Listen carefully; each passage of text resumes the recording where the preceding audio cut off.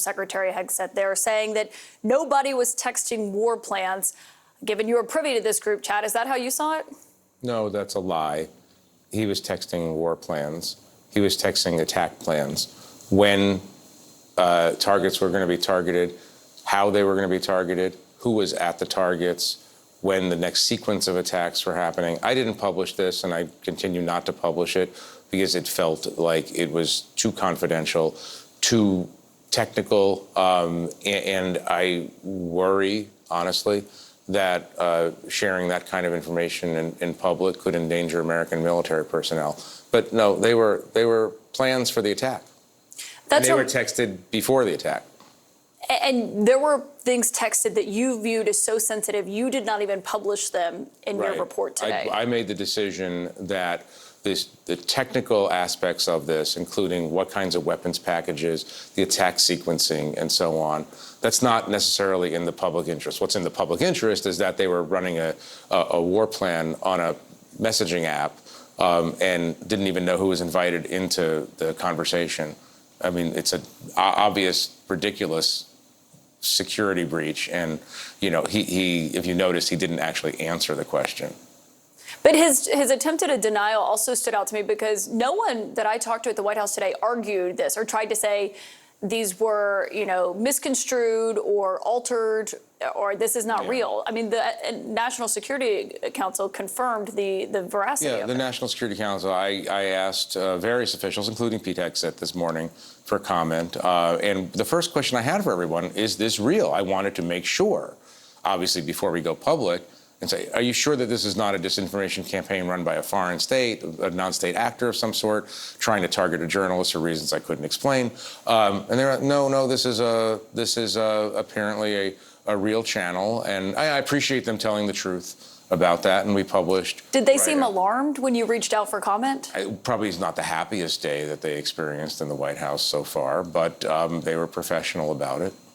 I thought that as you were kind of walking through when this began, you weren't even sure if it was real yourself. You thought maybe I'm being spun or conned or something's happening here. Until the day that I received the attack plan from Pete Hegseth at 11:44 a.m., that's Saturday, March 15th, and then saw the attack plan said that 1:45 p.m. Eastern time, that the first bombs would be dropping in Yemen. Until that moment, until that period elapsed, the 2-hour period between that text and the first bombs being dropped, I thought it was a hoax. I thought somebody was trying to entrap me. Again, could it have been a foreign intelligence service? Could it have been a gadfly organization that tries to entrap journalists, which we know happens? I didn't know what it was or who it was, but what I did know was that the obvious answer was that this is a real conversation of the national security leadership of the United States. Seemed improbable to me because why would they do it on Signal? Why would they do this on a messaging app? And why would they invite the editor-in-chief of The Atlantic to watch? And how many people were on this chat? 18. And did any of them at any point when you were included in here ever raise that question, why are we talking about this over Signal? No, nobody raised the question, why are we talking about this over Signal? And nobody said, hey, who is JG? You know, because you show up in a little bubble as your initials. And no one at any point said, who's JG? And when I withdrew from the group, you formally remove yourself. You hit a button. It says JG has removed himself from the group. I assumed that somebody would say, hey, who just removed himself from the group? Nothing. You didn't hear from Mike Waltz or anyone else after that? No, nothing at all. I mean, it's a level of incuriosity. I guess that's the polite way of saying it. It's a level of recklessness that I have not seen in many years of reporting on national security issues.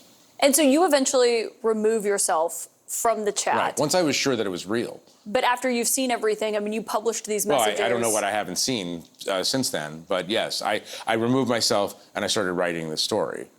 That's fair. In order to expose the security breach. And some White House reporters today were saying, maybe I would have never removed myself from that. You know, these are tough questions. But I can't go into it, all the decision making involved in this. But I found out what I needed to find out. A, that it was real. and B, that it did represent the kind of gap, the Mack truck-sized gap in their security that I could never have imagined a White House experiencing. I mean, because you're a reporter, and probably a worse nightmare to have someone included on a chat, but a foreign adversary or someone who wanted to do real harm to the United States. I think that's the concern that is so obvious. Look, here. I say this only half jokingly. I mean, I'm sitting in a Safeway parking lot watching my phone and realizing, oh my God, this might be real. I think Pete Hegseth just sent this group actual targeting information, actual sequencing of an attack. And I'm holding on to the phone. I don't want anybody to... And then I thought to myself, well, I mean, I guess they're lucky they didn't send this to a Houthi by mistake, or to a foreign diplomat, or to somebody who would plausibly be in one of their phones. I guess that counts as a kind of luck. That's why they're not supposed to use open source, privately owned messaging services. They're supposed to keep all those conversations on what they call the high side. That's the classified side, where only government officials who are cleared to talk about this stuff get to talk about it. That's why they have that. You typically can't even download Signal to a classified device that they issue at the Pentagon, Right. for example. Was there anyone in the group chat who surprised you that you were wondering why would they be included in this conversation? Well, it was an interesting chat. It wasn't just CIA or intelligence officials, not just defense officials. The Secretary of State was there, the Secretary of Treasury was there, the White House Chief of Staff was there, White House political aides like Stephen Miller, I believe, was there. It was a pretty broad group, given that the level that it was at. It was just a kind of an all-encompassing coordination group for a specific action. I would say, to answer your question, I've been surprised by most aspects of this story since I first got invited into the Signal chat. I mean, what have you heard today? I mean, I was getting blown up about this, messages of people saying that they couldn't believe what they were reading in your piece. What did you hear from people today? That they couldn't believe what they were hearing in the piece. I mean, like I said, I mean, I'm very interested, obviously, in what the professionals say about this, professional reporters who cover these issues like I have, people who have been in government. It's a combination of extreme bad luck. How could you possibly invite the editor of The Atlantic into your chat? What are the chances of that? And also just real anxiety and anger, both about the sloppiness.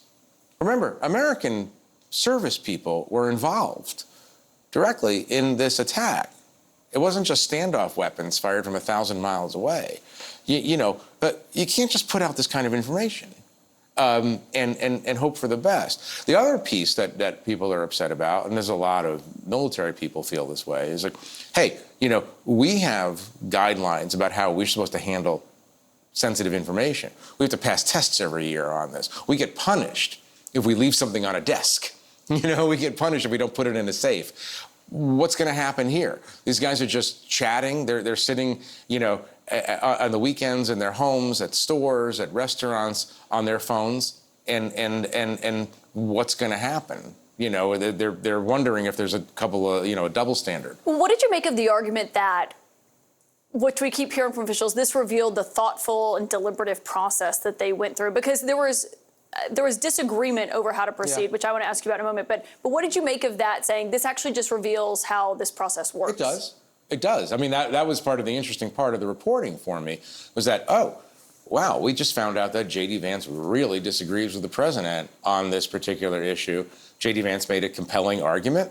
Other people countered the argument. What was really interesting was that the person designated SM, which I took to be Stephen Miller, shut down that conversation. He said, I heard the president say we're doing this, and we're doing this, and that was the end of the conversation. And for those who haven't read the story, which everyone should, the vice president's disagreement, you said, was clear with moving forward on the strike, because you quoted him as saying, I'm not sure the president is aware how inconsistent this is with his message on Europe right now. There's a further risk that we see a moderate to severe spike in oil prices. I'm willing to support the consensus of the team and keep these concerns to myself, but he was arguing for delaying these strikes. Yeah, well, what's interesting is that he's saying that he would keep those concerns to himself, but he's basically just told the entire cabinet that he disagrees with the president's decision, and not only that, that he doesn't think the president understands.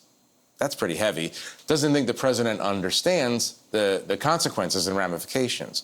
That was very revealing and interesting. I would say, yes, I found the policy dialogue very, very interesting to read. And you could see the different strains of thought in this administration. Ultimately, they came into line and they launched the attack.